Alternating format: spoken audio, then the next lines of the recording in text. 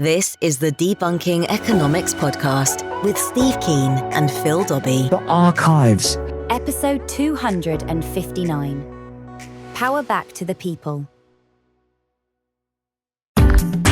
Businesses and politicians have worked tirelessly to reduce the power of workers and to disassemble unions. Of course, nobody was better at it than Margaret Thatcher. In fact, to some people, she became Britain's national hero for doing just that. But has she, and all those who did their damnedest to reduce the power of unions, actually done the country a disservice? Do economies function better with unions? Are they the necessary counter to a system that allows companies and financiers to push wages down to the lowest possible level, which, with the gig economy, is certainly what we're seeing now. And along with it, even before COVID, very slow economic growth. That's today on the Debunking Economics podcast with Professor Steve Keen. I'm Phil Dobbie. Welcome along. Now, the importance of unions, I guess it really relates, doesn't it, Steve, to how we divvy up that concept of surplus value, you know, the cost of, the difference between the cost of producing something and the price people are prepared to pay.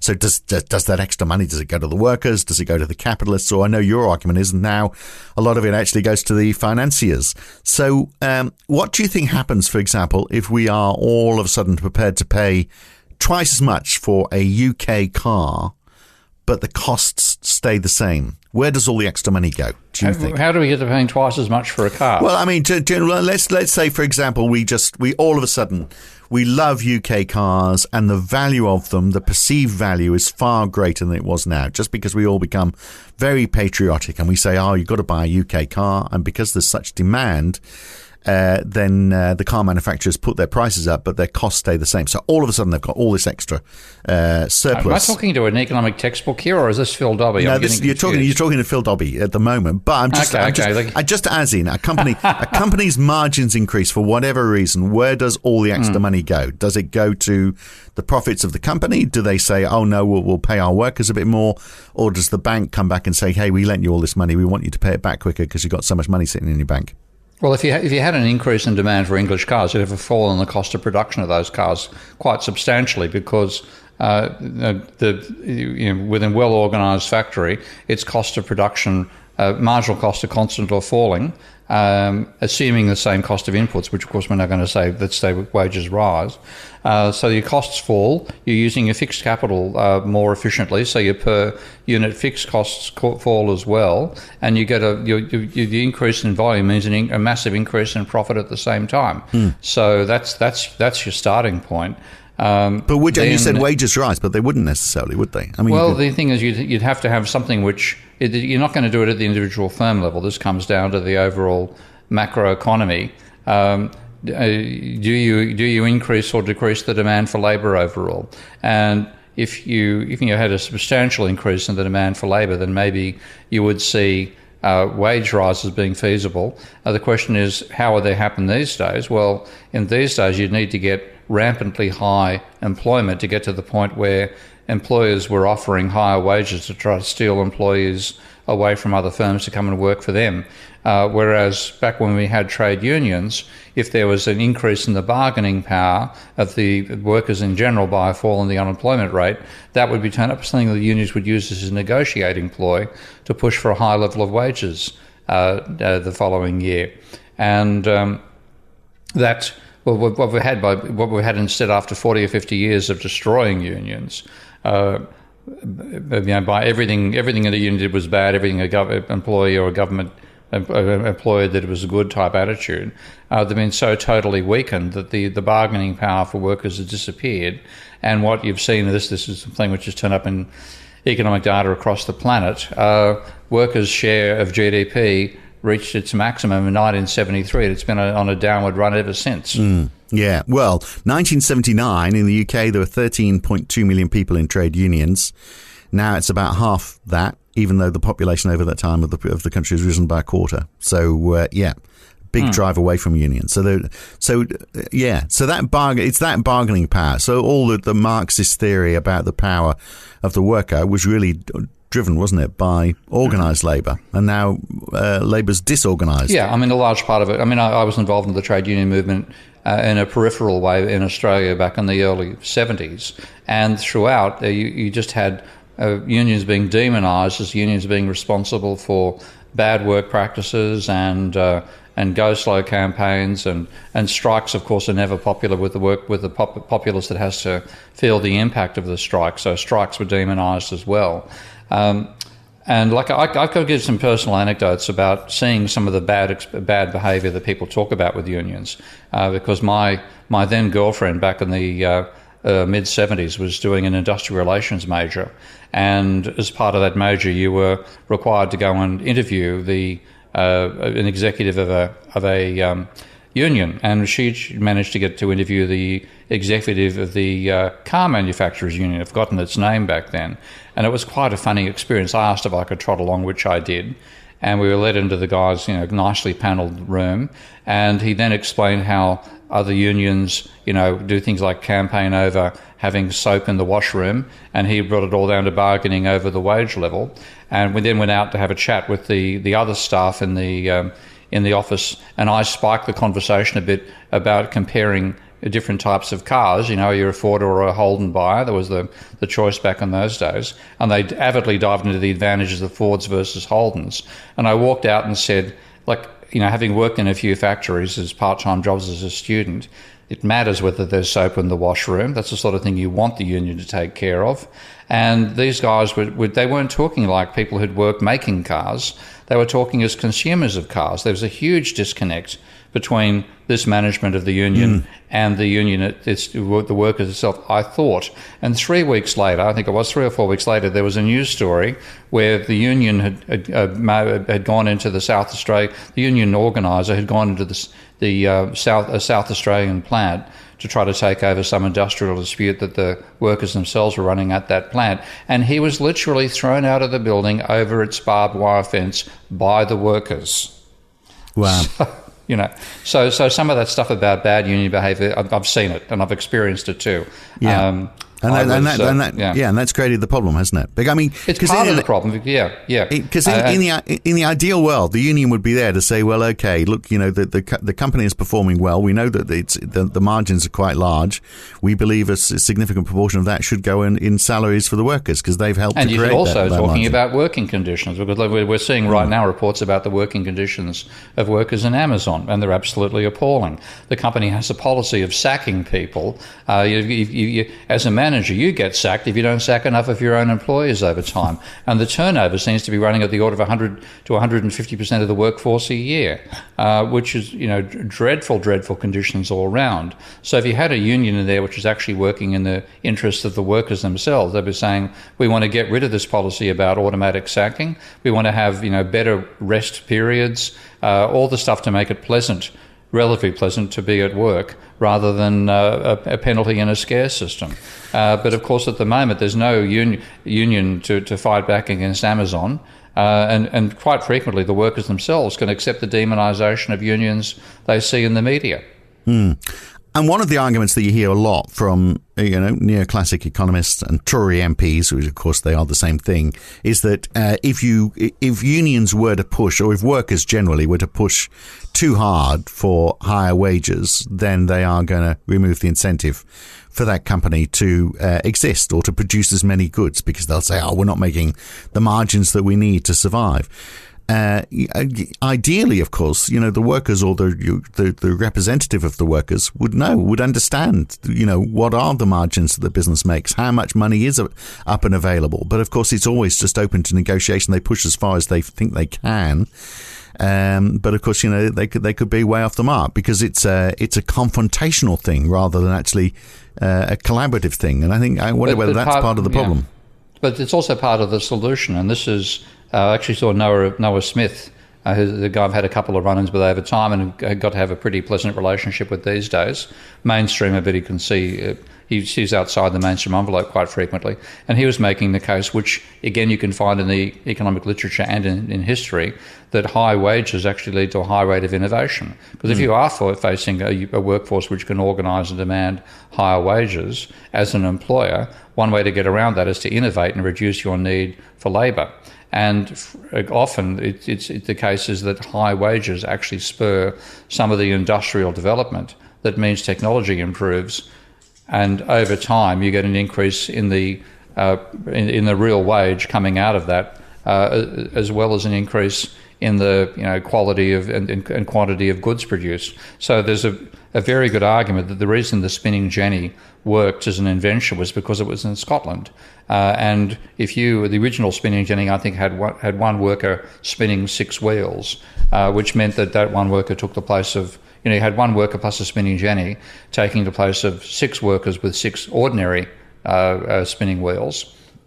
And so long as the cost of the capital and maintenance was less than the cost of the 5 workers, the industrialists who were buying it came out ahead. And given the wages that applied in Scotland, that was the case. Now, when you did the same comparisons in France, where the wages were a lot lower, as it happens at the time, the benefit of the spinning jenny was negative, because it would cost you.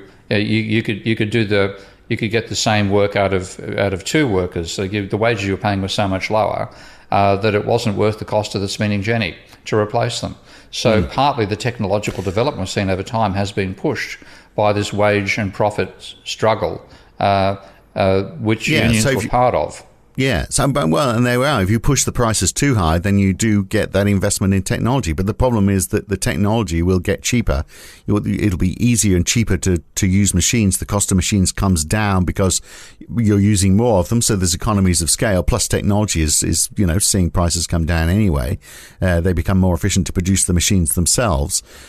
Which means that pay would also have to reduce to get to be cheaper than those machines. No, not necessarily. The point where they become unlivable, doesn't it? This is. I mean, in some ways, this is the basis of my Goodwin, the models that I build of the economy, which are Goodwin models, based on Richard Goodwin's work, which has the idea of workers' wage demands being a function of the rate of employment, which is the standard Phillips curve argument, and investment being driven by profits. Goodwin didn't have any debt in his model, and in fact he and I corresponded over this when I was writing my PhD, which was quite an experience for me as I wasn't young, I was in my 30s, but a newly minted academic, and here is this great man Richard Goodwin writing very pleasantly to me and very informatively. But his model anyway was basically the model that Marx had in his head in 1867 when he wrote the first volume of Capital, and that was that if you have a low level of wages, that inspires a high level of investment, and the high level of investment leads to increasing employment, which ultimately means that the workers can demand wage rises that cut into profit and mean profit drops. So you have a low level of investment, which means that unemployment rises, and you get a cyclical pattern between employment and wages share of GDP. And over time, that is what both is driven by and inspires technological change, and in that sense the real wage and real incomes rise over time as well. So that's the virtuous circle. Right, but I wonder in those cycles whether increasingly in those cycles there's more machines and less workers each time because we've. It is. That's part of the theory. I mean, that's again in Goodwin's model. What you have, and this applies to most economic models as well. You have an idea of exogenous technological change. It's happening anyway.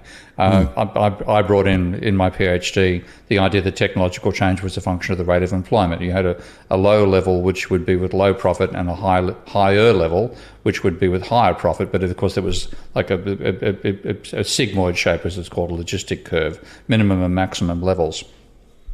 So in that sense, technological change is endogenous and is driven by competition over the share of income. All this stuff is what has led to the evolutionary process of capitalism, which is the one strong argument, the strongest argument you have for capitalism in favour of any other social system, is the extent to which it inspires innovation. And this is where, again, Janos Kornai's work, I think, is so important, because he points out that companies, in capitalism, companies don't compete with the standard product by changing the price. They compete with diversified products by trying to capture more of the market, the existing market for transportation of other forms of transportation and other car manufacturers. So it's what is the impact of trade unions on that innovative process. And frankly, like in the neoclassical point of view, everything unions do is bad because they change the equilibrium price level for wages. They put wages above the marginal product of labour. But in the real world, what you tend to see is that level of contesting by workers over the share of the distribution of income ends up causing a high level of technological growth. And you get the creative a positive feedback loop that Marx identified in 1867 and Goodwin modelled in 1967, that becomes your reality. But I don't understand in that model how, say, for example, you start in a position where 90% of the cost was the workers, and then through technology it gets down to 50% and then 40% and then 20%.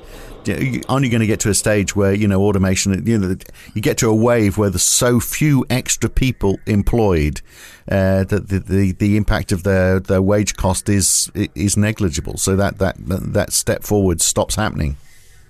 Well, that isn't part of Goodwin's model, because he just assumes technological development occurs continuously without limit. And to a point where we don't employ anybody at all, presumably. Yeah, that would be the end point. That is the point. I mean, the point is there are some assumption in the model that you need some labour to produce your output. Now, so long as that was true, and it has remained true until it's still obviously true right now, but it's becoming less and less the case. So, for example, I watched an interesting YouTube video yesterday about a new company. I think it's called Relativity, a new rocket launching company, which won't be launching its first rocket until 2024. But it's building its rockets using 3D printing technology. And one of the advantages of 3D printing is that you can produce with many less components, because it's all a large part of what you do when you build any object is you're putting many subcomponents together, and you need labour, of course, to put those subcomponents together. But when you have 3D printing, then there can be a nerd with a keyboard who's controlling the entire process, and you will need workers for some servicing of the actual machine doing the 3D printing. But you get down to the role where there's only a service role for labour, not a skilled, not an unskilled or a skilled input. Yeah. And that is, we have never been to that point before. And the other thing which is novel in the last 50 years is that normally, like what Marx thought would happen was a miserization of the working class over time. His whole idea of the tendency for the rate of profit to fall was arguing that capitalists would crush the division of labour dramatically. So you wouldn't have myriad industrial skills and particular trade skills anymore. We'd all be just unskilled workers working with machines, and in that world, there'd be this increase of the class conflict. Instead, what happened was an enormous expansion of the bureaucracy, both in government itself, but also in corporations. So there's an enormous sales level. You were part of the introduction of the bullshit jobs. Congratulations, or the consulting jobs as well. I mean, these are things that went around when Marx was around, wasn't there? There's consulting jobs. But the management jobs, and I'm not talking managing director stuff. It's right down to the clerks at the other end of the scale. To run an industrial corporation is a large bureaucratic process. And what Marx was leaving out of his thinking was the contest of labour and capital could lead to larger and larger industrial aggregations as well. And those industrial aggregations needed internal bureaucracy. And that bureaucracy made the expansion of what Marx actually did talk about supervisory employees, so that could expand as much as the industrial working class contracted. And in fact, that's what we saw, rather than the type of division into just the working class and capitalists on the other side, which was Marx's vision. We had this enormous growth in the middle class, and that's where most of the incomes have come out of middle class jobs. Now, with computers, there was some reduction in that, but as we're seeing AI, and it's narrow AI, not the sort of broad, they call GAI, generalized artificial intelligence. It's narrow AI, where you use a dense neural network to replace, for example, medical diagnosis. So if you have that happening, then a large part of the work of doctors gets eliminated.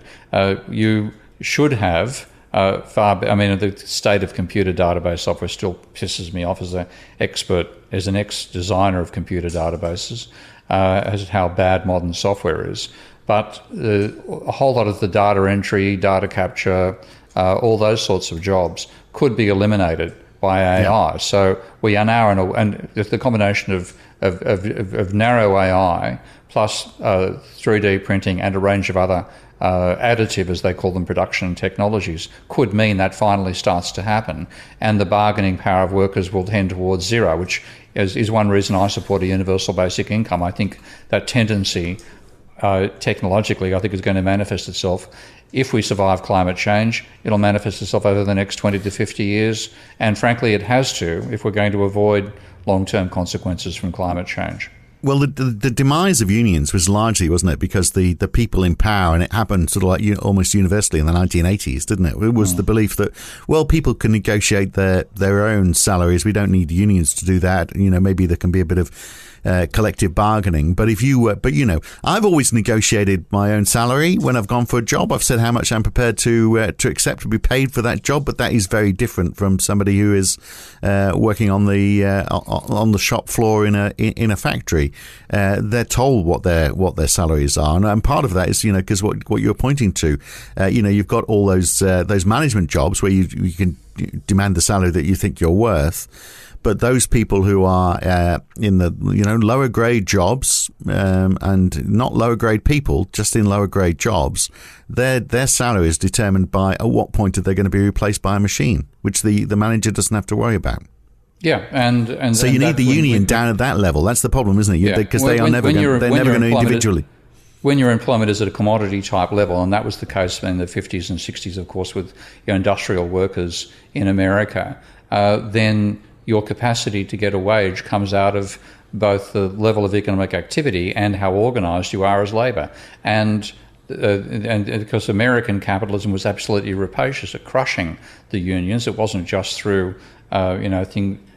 peaceful methods. We had the breaking of things like the Teamsters Union was done using organised crime.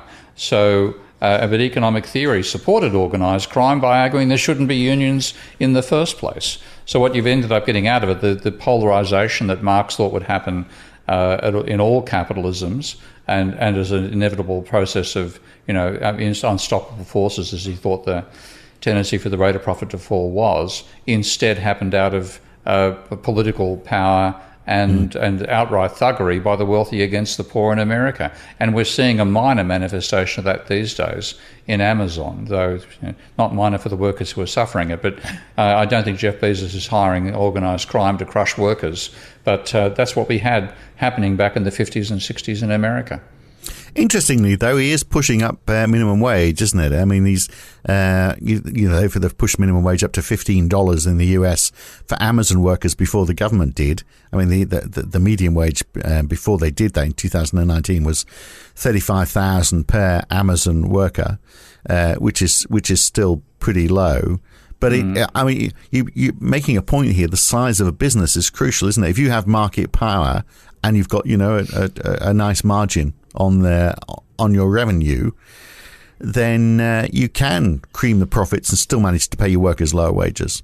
Yeah, and this is the problem. Again, the neoclassical mindset is everything is perfect competition, and the idea of a almost individual employer with almost individual workers. When we might have one employer per 10 people type thing, and you can go and directly bargain with the boss. I mean, I had a part-time job like that back in Australia, working in a little a sheet metal company called Camac Engineering. Cameron and Maury Cameron was the guy who ran it. A damn good bloke, I might say. Maury, if you're still around, hope you're doing well. But when I started working at that job, the pay rate was $2 an hour. And this was 1973, and that was the beginning of the huge increase in inflation. I think the wage went up. The inflation was 17% that year. So when I began, $2 an hour was good, and at the end, $2 an hour wasn't so crash hot. And Maury was a decent bloke, and he put the wages up to $3 an hour. And, I didn't have to bargain a great deal. I could literally see the boss, and he could see I wasn't happy with the two. And he even made up for the fact that I had, suffered a low wage because two was no longer good when I started. He bought 3 bicycles at the end of Christmas, 2 for his kids and 1 for me.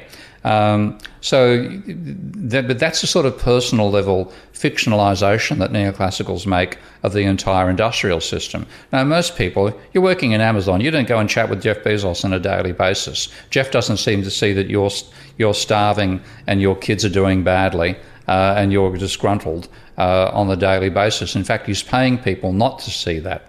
So it's the scale of power and the expression of power which is massively in favour of the corporate sector, and the workers have been crushed by comparison. So did unions give more of that power back to workers then, and do we need that? Because, of course, if Jeff Bezos is paying... let me finish this point quickly. If Jeff Bezos is not paying people very much money, then those people don't have very much money to shop on Amazon. And you could say, well, okay, so collectively, it's in the interest of business to pay enough people so there's enough money floating around in the economy, so there's enough consumption going on. But no individual company is going to say, well, we're going to push up our wages as our part towards that. You almost need a collective force from a union to say, yeah, we demand a higher minimum wage. All of us workers want it, and actually could be the benefit of all of those companies collectively, because there's going to be more consumption as a result of it. Yeah, and then that's the other side of all the neoclassical thinking is microeconomics. This is the cost to you, but a cost to you is a source of expenditure to others. So, and that's why I prefer to, that's why I work in the Goodwin world at the aggregate level, where you can see that, whereas neoclassicals with their fetish on microeconomics can't, and then become anti-trade union because they argue that trade unions drive the wage above the marginal product. Screw the marginal product. This is, again, another piece of textbook economics, that workers earn their marginal product. In fact, I've just been explaining a couple of times recently that my break from believing in neoclassical theory to seeing that it was full of holes came when my then lecturer, Frank Stilwell, explained the theory of the second best to me using the example, the whole class, of course, I was a first-year student at the time, explained the theory of the second best using the example of wage bargaining, where you start off with the assumption of either monopoly buyer of labour or an employer's organisation standing off against a union, and you then found that the standard theory assumed individual workers competing against each other, with individual employers competing against each other, perfect competition prevailing, and the wage being the marginal product of labour. But when you include the existence of unions and existence of industrial agglomerations, you get that the wage lies between the marginal revenue product and the marginal sales product, I think it was called, MRP and I'm going to MSP, I'm not sure.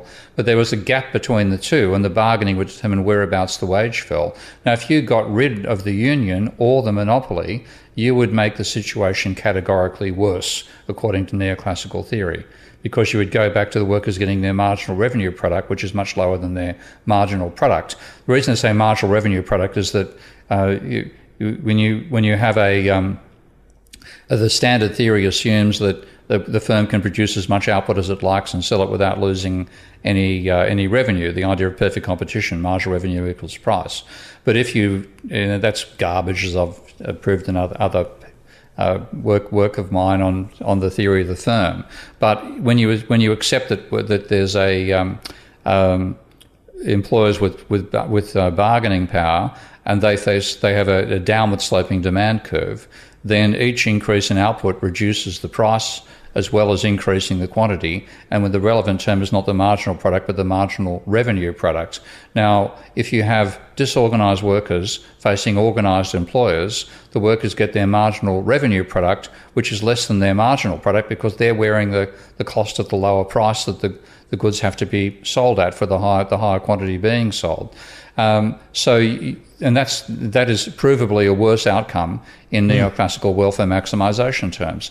So what we've done is actually get to that situation where the workers are being screwed. They're the ones who are covering effectively, and even in economic theory, the cost of the diminished price for the increased quantity. They're getting less than their marginal product, and the unions at least give them a chance to get close to their marginal product. And again, the whole thing is nonsense, because what actually determines wages and profits is bargaining power. On that front alone, abolishing trade unions has reduced the bargaining power of the workers and therefore increased the bargaining power of the employers. But it's also short-lived anyway, because if they can't afford to buy anything, which is my point where we started this part of the discussion, if they can't afford to buy anything because they haven't got the money, then there's not going to be the demand there anyway. So they're not going to see the increase. What you get is a third. Well, you get a stagnant outcome. You don't get the dynamism of capitalism. You get why industrialise? Why innovate when we can just screw the workers harder? You actually get the situation that Marx talked about, which was a miserisation. And in that situation, then you start getting the level of breakdown and lack of respect for your social system because, hey, I'm being screwed by it. Why should I respect it? So a large part of, I think, of the social discord we can see in America is, I would say, a byproduct of the success in suppressing the trade union movement and keeping wages low. Yeah, and if you keep wages low, then people have got less money to spend on stuff. Therefore, they demand lower prices for goods. So goods can't increase. So then we get to the low inflation environment, which is we're in, or possibly the deflationary environment. So it all makes sense, doesn't it? What about let's bring? We talked a bit about Ricardo last week, and the thoughts on comparative advantage. And if we look at the demise of the unions in the UK, it was very much in the 80s, wasn't it? After the miners' strike, when Britain was closing down mines and steel works because it was cheaper to import from overseas, and there's this idea that all those workers all of a sudden will become brain surgeons or whatever they could retrain as over the weekend. But if unions have no power, they would have, even if they're around, they would have less power if it's cheaper to buy stuff from overseas, because those industries will just say, well, there's even, irrespective of what we pay, if it's cheaper overseas, we can't compete. I wonder whether whether the opening up of trade was also a big part of this demise of unions, because it was like the end argument, isn't it? You can demand what you want, but we're still going to buy it from Germany.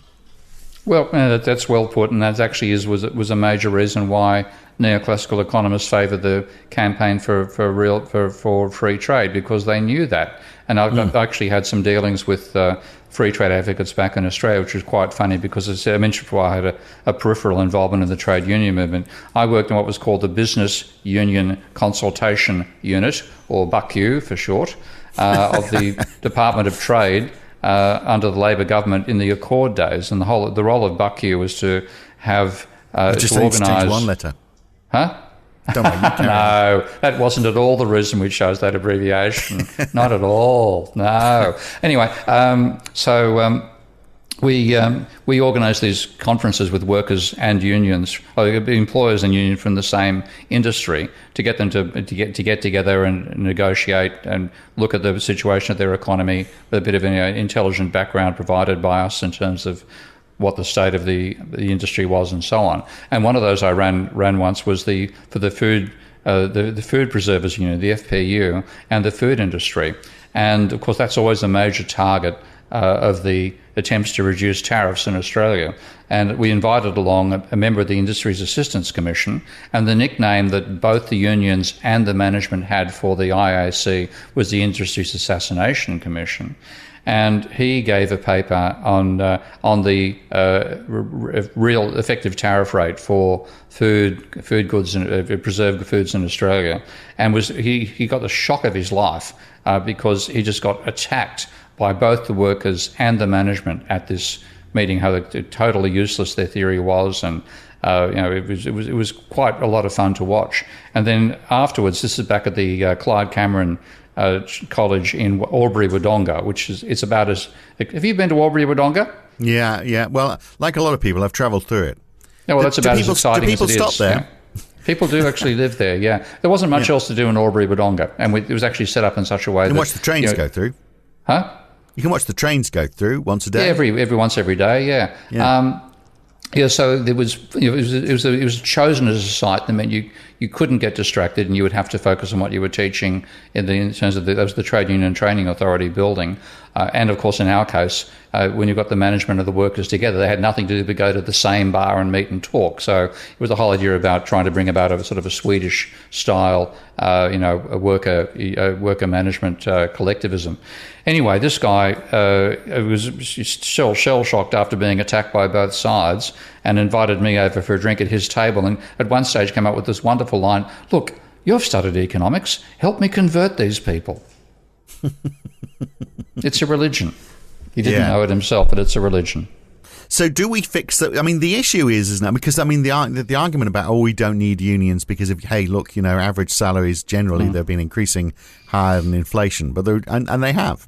So it's hard to argue against that. But the real issue is the difference in pay, isn't it? So it is Well, it's also the share of GDP that's going to workers, and that has fallen consistently and has been falling since the early 70s. But you don't need to worry about that, Steve, because I'm still getting paid more than inflation. So, okay, the country as a whole is getting much, much better off, but I'm still getting better off than I was. I mean, that would be the argument that would be used, wouldn't it? But I mean, But there is a huge difference. It's not just the fact that we're not getting as much as we should if we look at the growth in GDP. It's where it's really we're getting less innovation coming out of it and so on. And a distortion of the industrial structure and the growth of finance and so on. We've got a pretty unhealthy industrial sector at the same time as we have a very unhealthy planet. Well, and it's how that money is split up as well. So in finance and business services, the average salary just before COVID in the UK was £700 a week. If you're in retail or catering, it's half that. So it's quite a difference, a magnitude of 2 to 1. No wonder some people have nice houses and some people can't afford to rent a flat even. Yeah, so that's the real issue, I think. That's the real issue, the inequality of income distribution and the unfairness of it, and the fact that it's ended up going to the rentier class rather than the workers or capitalists. Right. And that's the world we're in by having effectively abolished union power. So if we brought back unions, I'm not quite sure how we do that. Is that the answer, or do we just need government regulation, like, for example, applying the rates of pay for the lowest to highest paid workers? I suspect that any attempt by governments will always fail because they are obviously going to tend they'll tend to side with business more than they will with workers. Which is another one of Marx's comments, which is becoming more and more true, that the government is the management committee of the ruling class. Yeah, and that's what we've seen that drastically in both Australia and the UK, to choose the cases we're looking at in free trade in last week. So yeah, it's in that sense you need a diversified power system, and in that sense the trade unions gave you a power structure for workers that's been taken away, and we've ended up in a bipolar world. Power for employers and power for the government, and the government pretty much sides with the employers, so it makes it even worse for the party without power. So the best argument in favour of trade unions is your workers should have bargaining power in a capitalist economy, and unions are one way that they have had that in the past. Whether they can have the same impact in the future, it's as I said, I see a post employment world looming in the far future. So we can't rely upon that alone. But what it does mean, it's a form of organisation for people with shared interests in the community, not based around their ownership of capital, and not based around being government bureaucrats. And I think that sense of community power is an essential part of a well-functioning society, if we ever manage to get one. Well, yeah, and it's going to take a long time, I think, because I don't know whether it's Stockholm syndrome or not, but the people who benefit from all of that tend to vote against it. Well, they certainly did in the last election, didn't they, in the UK? And yet here we had John McDonnell, and I can see that the former Labour leader, wasn't everyone's cup of tea, but some of his ideas are okay. And John McDonnell, the shadow chancellor at the time, took to the last UK election the idea that companies should allow workers to own shares in companies, and that would give them some power, because the argument against it, obviously, by everyone who held shares, was that it would devalue existing shareholders if you were going to issue more shares to give to the workers. But the other thing he was also saying was that there should be a proportion of seats at the board table, and that could make a big difference, isn't it?